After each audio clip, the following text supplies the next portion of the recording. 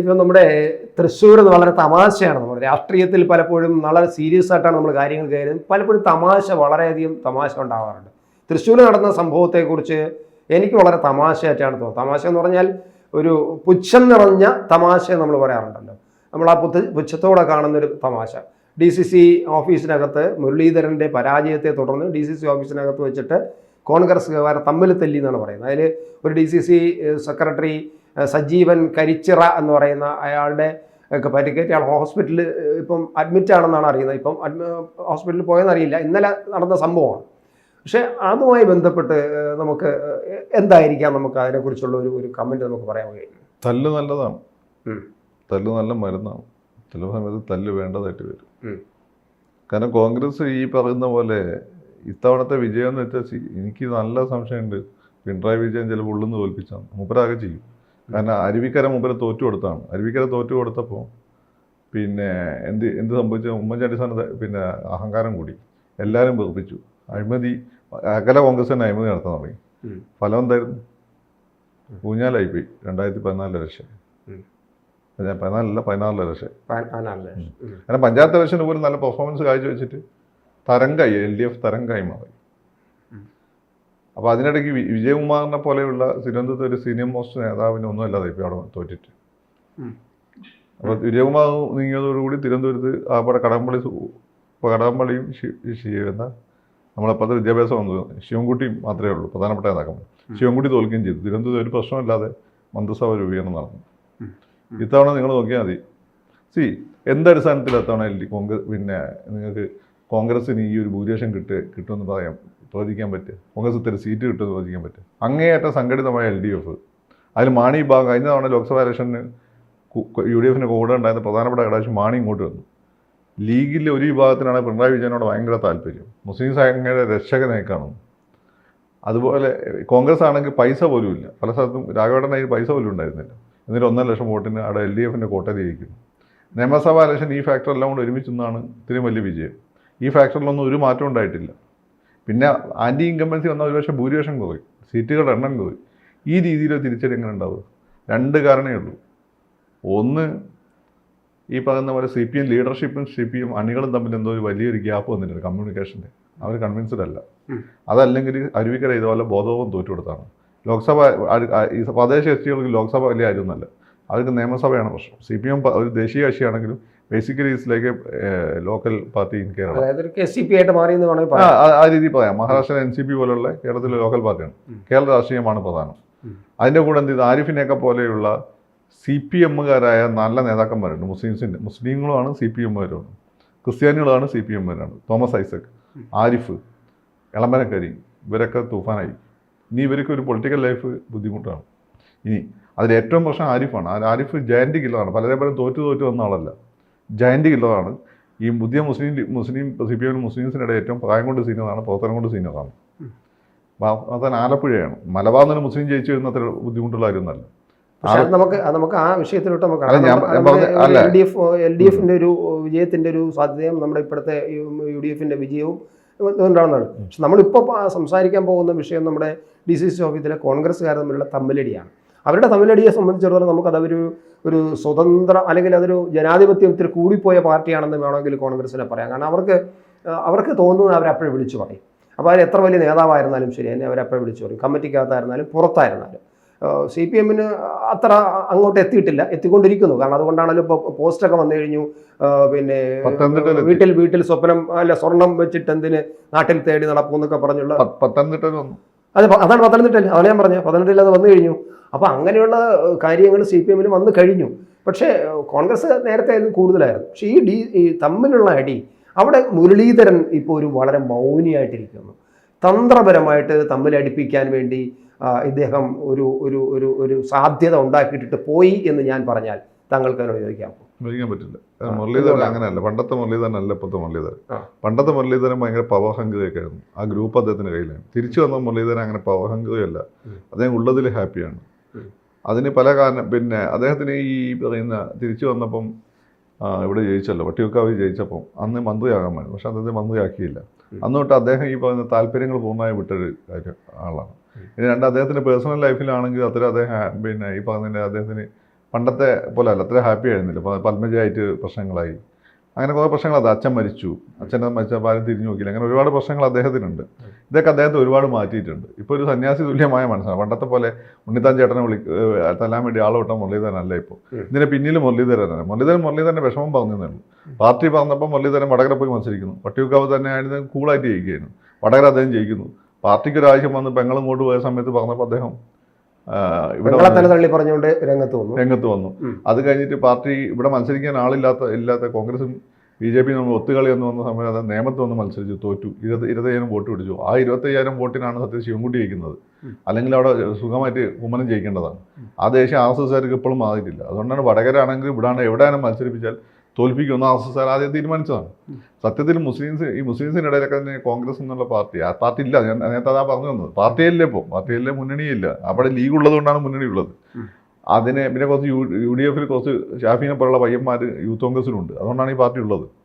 അപ്പം ആ ഒരു അങ്ങനെ സെൽഫ്ലെസ് ആയിട്ടാണ് മുരളി. അവിടെ ജയിക്കില്ല എന്നൊക്കെ മുരളിക്ക് അറിയാം. പാർട്ടിയുടെ ആവശ്യം മനസ്സിലാക്കി മുരളി ഫൈറ്റ് ചെയ്തു. അതിൻ്റെ ഭാഗമായി മുസ്ലിംസിൻ്റെ ഇടയിൽ ഈ കോൺഗ്രസിന് ഇമേജ് കൂടിയിട്ടുണ്ട്. കാരണം എന്ന് വെച്ചാൽ ഈ ഒത്തുകളിയൊന്നും അല്ല എന്നുള്ള ഫീല്. മാത്രമല്ല ഈ ലിബറലായിട്ടുള്ള ആളുകളുടെ ഇടയിലും കൂടി. അപ്പം അതിൻ്റെയൊക്കെ ഒരു ഗുണം എന്ന് വെച്ചാൽ മുരളി ഒരു സെൽഫ്ലെസ് ലീഡർ എന്നുള്ളൊരു ഫീല് വരികയും മുരളി ഇപ്പം കളിക്കും. മുരളി ഇപ്പോൾ ഉപജാപനം ചെയ്യുന്നില്ല. അത് വളരെ കൃത്യമാണ്. നിങ്ങൾ മീഡിയക്കാർക്ക് അത് കുറച്ചുകൂടി അന്വേഷിച്ചാൽ മനസ്സിലാവും. പണ്ടത്തെ മുരളി അങ്ങനെ ആയിരുന്നില്ല, നന്നായി ഉപജാപകമൊക്കെ ചെയ്യായിരുന്നു. അപ്പം അത് താല്പര്യമില്ല രാഷ്ട്രീയത്തിൽ. അതായത് സ്വസ്ഥമായിട്ട് ഇപ്പോൾ എവിടെ ഇരിക്കണം എന്ന് വിചാരിക്കുന്ന ആളാണ് മുരളി. അപ്പം അങ്ങനെ വന്ന അങ്ങനെ ഒരാളിന് ഒരു പൊളിറ്റിക്സിൽ സജീവമായി നിൽക്കുന്ന ഒരാളിന് താല്പര്യമില്ലാതെ ഒരുതരം ജയിൻ്റ് സ്വഭാവത്തിൽ, ഒരു ജയിനിലെ സെയിൻ്റ് സ്വഭാവത്തിൽ നിൽക്കാൻ പറ്റുമോ? അങ്ങനെയാണെങ്കിൽ അദ്ദേഹത്തിന് ഒരു രാഷ്ട്രീയ നേതാവായിട്ട് നമുക്ക് കാണാൻ പറ്റുമോ? കാരണം പൊതുജനങ്ങളുടെ ഇടയിൽ എപ്പോഴും അവരുടെ ഇടയിൽ നിൽക്കുകയും അവരുടെ കാര്യങ്ങൾ ഇടുകയും അതോടൊപ്പം സ്വന്തം താല്പര്യങ്ങൾ കുറേയൊക്കെ താല്പര്യം എന്ന് പറഞ്ഞാൽ അവരുടെ പൊസിഷൻ കീപ്പ് ചെയ്യാൻ വേണ്ടി നിൽക്കുകയും ചെയ്യുക എന്നുള്ളതാണ് ഒരു രാഷ്ട്രീയക്കാരൻ്റെ ഒരു ചടുല തന്ത്രമെന്ന് പറയുന്നത്. അത് മാറി വരുന്നു. മാത്രമല്ല ഇതിനകത്ത് വേറൊരു കാര്യം കൂടെ ഞാൻ ചോദിക്കുന്നു. ഈ പത്മജ പറഞ്ഞു വരുന്നത് എന്നെ ചതിച്ചവർ തന്നെയാണ് ചേട്ടനെ ചതിച്ചവർ എന്നും കൂടെ പറയുന്നത്. അപ്പോൾ ഈ DCC ഓഫീസിലെ തമ്മിലടിയും ഈ പത്മജ ഈ പറഞ്ഞ പ്രസ്താവന എന്നെ ചതിച്ചവർ തന്നെയാണ് ചേട്ടനെ ചതിച്ചവർ എന്ന് പറയുമ്പോൾ ഇത് രണ്ടും കൂടെ നമുക്ക് ചേർത്ത് വെച്ച് ചിന്തിച്ചാൽ എന്തായിരിക്കും? രാജർഷി എന്നൊരു കോൺസെപ്റ്റ് ഉണ്ട്. രാജാവ് ആയിരിക്കും, ഋഷി ആയിരിക്കും. ഇപ്പം വിശ്വാമിത്രനെയൊക്കെ പറയുന്നത് രാജർഷി എന്നാണ്. പിന്നാണ് അത് കഷ്ടപ്പെട്ട് ബ്രഹ്മർഷിയായത്. അപ്പം അതുപോലെ ഒരാളാണ് മുരളീധരൻ. ഒരു അതി കടന്ന താല്പര്യങ്ങളില്ല. അപ്പോഴത്തെ മുരളീധരനെ, പണ്ടത്തെ മുരളീധരനെ കൂട്ടത്തിലും വിടാൻ പറ്റില്ല. അദ്ദേഹം അങ്ങനെ അതേസമയം പാർട്ടിക്ക് വേണമെങ്കിൽ അദ്ദേഹം അത് കാര്യങ്ങൾ ചെയ്യും. ഇപ്പം എന്ന് വെച്ചാൽ ഈ തോൽവി അദ്ദേഹത്തെ ഭയങ്കരമായിട്ട് നാണം കെടുത്തി. കാരണം BJP കൊണ്ടുള്ള തോൽവിയാണ്. സുരേഷ് ഗോപി എന്ന് വെച്ചാൽ അദ്ദേഹത്തിൻ്റെ അച്ഛൻ്റെ ഒരു വളരെ അടുത്ത ക്ലോസ് ഫ്രണ്ട്. ഇദ്ദേഹത്തെ മുരളിയേട്ടൻ പപ്പേച്ചി എന്നൊക്കെ വിളിച്ചുകൊണ്ടിരുന്ന ആളാണ്. അപ്പം അദ്ദേഹത്തിന് തോറ്റല്ല പ്രശ്നം, BJPയുടെ മുന്നിൽ തോറ്റു. അതെനിക്ക് തോന്നുന്നത് BJPയോട് തോറ്റത് എന്ന് പറയാൻ കാരണം അത് BJPയോട് തോറ്റത് കൊണ്ട് മാത്രമല്ല, സഹോദരി അങ്ങോട്ട് പോവുകയും അതിനെ ഒരുപാട് വിമർശിച്ചുകൊണ്ട് ട്രോളുകൾ ടൈപ്പിൽ അഭിപ്രായങ്ങൾ പറയുകയും ചെയ്ത ആളാണ് മുരളീധരൻ. അപ്പോൾ അത്രമാത്രം സ്വന്തം സഹോദരി അവിടെ പോയി കഴിഞ്ഞു. ആ സ്ഥിതിക്ക് അവരുടെ മുമ്പിൽ നിന്നുകൊണ്ട് എനിക്ക് 3ാം സ്ഥാനത്ത് എത്തേണ്ടി വന്നുള്ളതിൻ്റെ ഒരു ഫീലിംഗ് ആയിരിക്കില്ലേ? അപ്പൊ അങ്ങനെ വരുമ്പോൾ അദ്ദേഹത്തിന് നമുക്കൊരു പിന്നെ സെയിന്റ് മനസ്സുള്ള ആളെന്ന് പറയാൻ പറ്റും. സെയിന്റ് ഞാൻ പൂർണ്ണമായിട്ടും ഈ പറഞ്ഞ തന്നെ ഫക്കീർ സൂഫി ഒന്നും അല്ല പറഞ്ഞത്, രാജർഷി എന്നാണ് പറഞ്ഞത്. വിശ്വാമിത്രൻ രാജർഷിയായിരുന്നു. വിശ്വാമിത്രൻ പക്ഷേ ഇമോഷൻസ്, ഈഗോസ് ഉണ്ടായിരുന്നു. അത് വേദനിക്കും. കാരണം വെച്ചാൽ ഇങ്ങനെ രാഷ്ട്രീയമായി അപമാനിക്കപ്പെടുക വേദനിക്കും. 3ാം സ്ഥാനത്തേക്ക് പോയി. കോൺഗ്രസ് വോട്ടാണ് പ്രധാനമായിട്ടും പോയിട്ടുള്ളത്. CPM വോട്ട് വലിയ തോതിൽ അവിടെ മാറ്റം വന്നിട്ടുണ്ടെങ്കിൽ അല്ല, നിങ്ങളവിടെ വോട്ടിംഗ് പെർസെന്റേജ് ഇപ്പോൾ തൃശ്ശൂർ മണ്ഡലമൊക്കെ എടുത്ത് നോക്കിക്കഴിഞ്ഞാൽ അവിടെയുള്ള സവർണ്ണ വോട്ടുകളാണ് ഏറ്റവും കൂടുതൽ സുരേഷ് ഗോപിക്ക് പോയിരിക്കുന്നത്. പിന്നെ ഈ കോസ്റ്റൽ ലൈനിലാണ് കുറച്ച് വോട്ട് ഈ പിന്നെ ഗുരുവായൂർ ഇവിടെയൊക്കെയാണ് പിന്നെ CPM-ന്റെ വോട്ട് പോയിട്ട് പോയിട്ട്. പക്ഷേ കമ്പാരിറ്റീവ്ലി നോക്കുമ്പോൾ കൂടുതൽ പോയി കോൺഗ്രസ് വോട്ടാണ്. അത് നിങ്ങൾ എടുത്തു നോക്കുക, കണക്കെടുത്ത് നോക്കുക. അങ്ങനെയാണ് ഇദ്ദേഹം 2ാമത് വരുന്നത്. അപ്പോൾ ആ രീതിയിൽ ഒരു അപമാനം എന്ന രീതിയിൽ അദ്ദേഹത്തിന് സുരേഷ് ഗോപിനോട് തോറ്റതല്ല പ്രശ്നം. ഈ രീതിയിൽ പതറ്റിക്കായിട്ട് 3ാം സ്ഥാനത്തായി പോയി എന്നുള്ളതാണ്. പിന്നെ BJPയോട് തോറ്റു എന്നുള്ള പ്രശ്നമുണ്ട്. പിന്നെ ഈ പെങ്ങൾക്കെതിരെ അത് അദ്ദേഹത്തിന്റെ കുടുംബത്തിലെ കാര്യം. അപ്പം ഇതെല്ലാം കൊണ്ട് തന്നെ അദ്ദേഹത്തിന് അതൊരു ഭയങ്കര പെയിനായി മാറി. കാരണം അദ്ദേഹം അവിടെ മത്സരിച്ച പാർട്ടി പറഞ്ഞിട്ടാണ്. അപ്പോൾ ആ സപ്പോർട്ട് കൊടുക്കേണ്ട പാർട്ടിയാണ്. അപ്പോൾ വടകര എന്നാൽ ചിലപ്പോൾ ജയിക്കാൻ തോൽക്കാം, അതിന് അന്തസ് ഉണ്ടാകുമായിരുന്നു. തോറ്റാൽ തന്നെ 2ാം സ്ഥാനത്തേ പോകുമായിരുന്നുള്ളൂ. മാത്രമല്ല RSSകാർ വോട്ട് മാത്രമേ തോൽക്കുകയുണ്ടായിരുന്നുള്ളൂ. അതും അദ്ദേഹത്തിന് അന്തസ്സായിരുന്നു. ഇതൊരുമായിട്ട് ഡെസ്പിക്കബിൾ തേർഡായി പോയി എന്നുള്ളൊരു ഫീൽ അദ്ദേഹത്തിനുണ്ട്. അത് രാഷ്ട്രീയത്തിൽ നിറഞ്ഞു നിൽക്കാൻ ആഗ്രഹിക്കുന്ന ഒരാളെ സംബന്ധിച്ചിടത്തോളം അത് പ്രശ്നമൊന്നുമല്ല. അവരടുത്ത് നോക്കിപ്പോകും. മുരളിക്ക് ഇപ്പോൾ രാഷ്ട്രീയത്തിൽ വലിയ താല്പര്യമൊന്നുമില്ല. ഇത് തന്നെയാണ് അനിൽ ഐക്യരയ്ക്ക് സംഭവിച്ചത്. അനിൽ ഐക്യർ അങ്ങനെ വലിയ ഈ കുതന്ത്രങ്ങളൊന്നും നിൽക്കുന്ന ആളല്ല, കവിയൊക്കെയാണ്. അനിൽ ഐക്യർ ഇതുപോലെ അപ്രതീക്ഷിതമായിട്ടാണ് തോറ്റത്. കഴിഞ്ഞ പിണറായി ഗവൺമെൻറ് ശക്തമായി പോരാടിയ ആളാണ്. അനിൽ ഐക്യർ വന്ന് ഇനി ഞാൻ രാഷ്ട്രീയത്തിലേക്ക് ഇല്ലാന്ന് വന്ന് പോയതാണ്. പിന്നെ ഇപ്പോൾ 2ാമത് മത്സരിക്കുമെന്ന് അറിയില്ല, മത്സരരംഗത്തില്ലാന്ന് അനിൽ ഐക്യർ പറഞ്ഞു പോയതാണ്. അപ്പം മുരളിയെ സംബന്ധിച്ചിടത്തോളം മുരളി ആ രീതിയിൽ ജനങ്ങൾക്ക് വേണമെങ്കിൽ ഞാൻ നിൽക്കാന്നുള്ളൊരു ഫീൽ തന്നെയാണ്. പക്ഷേ ഇത് അദ്ദേഹത്തെ നിരന്തരം അദ്ദേഹത്തെ കബളിപ്പിക്കുന്നു, പറ്റിക്കുന്ന ഒരു ഫീലാണ്. എല്ലാത്തിനും ലിമിറ്റില്ലേ. ഓരോ സ്ഥലത്ത് കൊണ്ടുപോകുന്നു, അദ്ദേഹം മത്സരിക്കാൻ പറയുന്നു, അദ്ദേഹം മത്സരിക്കുന്നു, അല്ല വോട്ട് ഇടിക്കുന്നു, എന്നിട്ട് പറയും ആ മുരളിക്ക് മത്സരിക്കാൻ ഭയങ്കര താല്പര്യം, അതിന് പുറത്ത് ഫണ്ട് ഉണ്ടാക്കാനാണ്. മുരളിക്ക് ഭാര്യയുടെ കുടുംബത്തിൽ ആസ്തി അത് ഞങ്ങൾക്ക് കേരളത്തിൽ ഏറ്റവും സമ്പന്ന കുടുംബമായി ലീഡറും കുഴപ്പമില്ലാതെ ഉണ്ടാക്കി വെച്ചിട്ടുണ്ട്. അത്രയും ഞാൻ മുഖ്യമന്ത്രി തന്നെ ഉണ്ട്, അതിന് പ്രത്യേകിച്ച് അഴിമതി നടത്തേണ്ട ആവശ്യമില്ല. അദ്ദേഹം ഗൾഫിൽ നിന്നും കുറച്ച് പിന്നെ മുരളി ഗൾഫിൽ നിന്ന് കാശ് ഉണ്ടാക്കിയിട്ടുണ്ട്. അദ്ദേഹത്തിന് മഹീന്ദ്ര TVS ജോലി ഉണ്ടായിരുന്നു. ഇതിന്റെ ബന്ധുക്കളൊക്കെ സമ്പന്നരാണ്. പിന്നെ മുരളിക്ക് പ്രത്യേകിച്ചുണ്ട്. ഇവിടെ പലരെ ഭക്ഷണം കഴിക്കാൻ ശേഷിയില്ലാത്ത ആളുകൾ പിന്നെ അധികാര സ്ഥാനത്ത് വന്നപ്പോൾ ഉണ്ടാക്കേണ്ട ഒരു ആവശ്യം മുരളിക്കില്ല. ലീഡറിനും തിരക്കേടില്ലാത്ത പാരമ്പര്യ സ്വത്തുമുണ്ട്. അമ്പലവാസികളാണ് നോക്കേണ്ട, തിരക്കേടില്ലാത്ത പാരമ്പര്യ സ്വത്ത് ലീഡറിനും ഉണ്ട്. അപ്പോൾ അങ്ങനെ ആളെ സംബന്ധിച്ചിട്ട് ഇവരെ പോലെ അലമ്പുകളെ പോലെ എങ്ങനെയെങ്കിലും അധികാരം കിട്ടിയാൽ മതി നടക്കേണ്ട ആവശ്യമില്ല. പിന്നെ അധികാരത്തോടെ താല്പര്യം അച്ഛൻ്റെ പാരമ്പര്യം പിന്തുടരണമെന്ന് മുരളിക്ക് ഉണ്ടായിരുന്നു. അത് വയ മുരളി NCP പോയി തിരിച്ചു വരുന്നതിന് മുമ്പുള്ള മുരളി. ഇപ്പോഴത്തെ മുരളിക്ക് അങ്ങനെ ഒരു കാര്യം, മുരളി അതിൽ റൈറ്റാണ്. കോൺഗ്രസ് ഇനി തച്ചേ നന്നാവുള്ളൂ. കാരണം തൃശ്ശൂർ കുറച്ചാലായി ഈ പരിപാടി തുടങ്ങിയിട്ട്.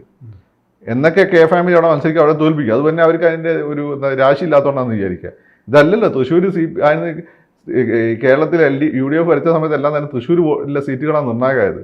ഇപ്പം തൃശ്ശൂർ മൊത്തം LDFൻ്റെ കയ്യിൽ പോയി. ഇതിന് ഉത്തരവാദികളാണ് അവിടെ തൃശ്ശൂരെ ലീഡർഷിപ്പാണ്. അവിടെ ഒരു പിന്നെ 3-4 ആളുകളുണ്ട്. ഒന്ന് അവിടുത്തെ അരൂരല്ല, അവിടുത്തെ ഇപ്പോൾ രാജൻ മത്സരിച്ച ഒല്ലൂർ MLA ഉണ്ട്, വിൻസെന്റ്. ഇങ്ങനെ കുറച്ച് എണ്ണം ഉണ്ട്. അവർക്ക് അവരുടെ താല്പര്യമുണ്ട്. പ്രതാപന് ഒന്നും താല്പര്യമില്ല, റഷ്യ എന്ന് പറഞ്ഞ് നടക്കുകയും ചെയ്യും. പ്രതാപനാണ് ഏറ്റവും വലിയ കുക്കടായിട്ടുള്ള കക്ഷി. അപ്പം ഇങ്ങനെയുള്ള കുറച്ച് ആളുകളുണ്ട്, അവർക്ക് അവരുടെ താല്പര്യമുണ്ട്. അപ്പോൾ പാർട്ടി ഇല്ലാതായി അവിടെ. പ്രത്യേകിച്ച് നല്ല പാർട്ടി ഉണ്ടായിരുന്ന സ്ഥലമാണ്, മിലിറ്റൻ്റായ പാർട്ടി ഉണ്ടായിരുന്ന സ്ഥലമാണ്. അപ്പോൾ സ്വാഭാവികമായിട്ടും അത്തരം ഒരു സാഹചര്യം വരുമ്പോൾ ചില സമയത്ത് ചിലപ്പോൾ അടി വേണ്ടി വരും. അപ്പൊ എന്തായാലും തച്ചാലേ കോൺഗ്രസ് നന്നാവും, ചില സമയത്ത് അടി വേണ്ടി വരും. നല്ല കാര്യം തന്നെയാണ് എന്ന തരത്തിൽ തന്നെ. അന്നത്തെ അടി ഉണ്ടായതിനു ശേഷം ഉണ്ണിത്താൻ ചേട്ടൻ നന്നായത്. അത് അടീന്റെ മുമ്പുള്ള ഉണ്ണിത്താൻ ചേട്ടൻ പിമ്പുള്ള ഉണ്ണിത്താൻ ചേട്ടൻ നോക്കി ഉണ്ണിച്ചാട്ടന്റെ ഗ്രാഫ് അടിക്കാൻ ബൂം അത് മോളോട്ടാ പോയത്. ശരി. അപ്പൊ എന്തായാലും കോൺഗ്രസ് ഈ തച്ചോടുകൂടി, ഈ തല്ലോടുകൂടി DCC, തൃശ്ശൂർ DCCയും കേരളത്തിലെ കോൺഗ്രസും നന്നാവും എന്ന് നമുക്ക് പ്രതീക്ഷിക്കാം അല്ലേ? ഇത്തരം കുറച്ച് കല്ലുകൾ കൂടി ഉണ്ടായി ചിലപ്പോൾ നന്നായി പോകും. കാരണം പാർട്ടി നന്നാവണം എന്ന് ആഗ്രഹിക്കുന്ന ആളുകളാണ് യുവാക്കൾ. അതുകൊണ്ട് വയലാർ രവി, ആന്റണി ഞാൻ കൂട്ടുന്നു, ഉമ്മൻചാണ്ടി, ഇവരൊക്കെ ആയിരുന്നു നന്നു. ഇന്നിപ്പോ ഷാഫി, അതുപോലെ തന്നെ ആ മറ്റേ പയ്യണ്ടല്ലോ നമ്മുടെ പിണറായി പിടിച്ച് ജയിലിട്ടെ മാങ്കൂട്ടത്തിൽ, ഇങ്ങനെ പോയ പയ്യന്മാരുണ്ട്, ബലറാമുണ്ട്. ഇവർക്കൊക്കെയാണ് എന്തെങ്കിലും ചെയ്യണമെന്ന് ആഗ്രഹമുള്ളത്. അതുകൊണ്ട് ഇതൊക്കെ പ്രതീക്ഷിക്കുക. ഈ വയസ്സന്മാർ കുറെ കാലമായില്ലേ ഈ സീറ്റിലേക്ക് ഇരിക്കാൻ തുടങ്ങിയിട്ട്. അതെ. അപ്പൊ എന്തായാലും ഇനിയും കുറച്ച് അടി നടക്കട്ടെ, കോൺഗ്രസ് നടക്കട്ടെ ഞാൻ പറയുന്നില്ല. ഇത് നടന്നു കഴിഞ്ഞാൽ നടക്കുന്നത് ഇത്തരം സാഹചര്യങ്ങൾ കൊണ്ടാണ്. ഓക്കെ.